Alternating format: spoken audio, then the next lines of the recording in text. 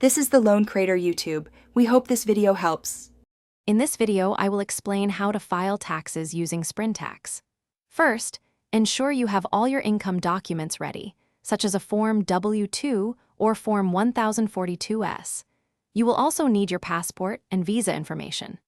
Sprintax guides you through a series of questions to determine your tax residency and identify the correct forms for your situation. This streamlined approach simplifies the often complex non-resident tax filing process.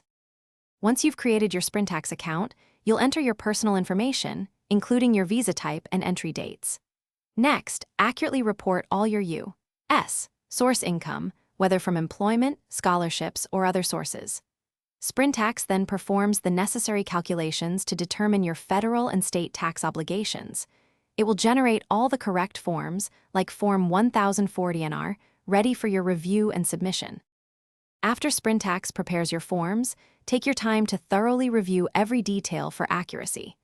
It's crucial to double-check all income figures and personal information.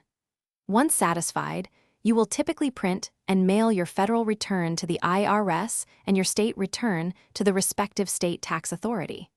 Remember to sign and date your forms before mailing them to ensure proper processing. Always retain copies of your filed tax returns and supporting documents for at least 3 years, as the IRS may request them. If you have a particularly complex tax situation, such as owning property or having significant investments, consider consulting a qualified tax professional for personalized advice. Also, be sure to check the description below for a link to Darn Tough Socks and other great deals. They offer a lifetime warranty, so your feet will thank you.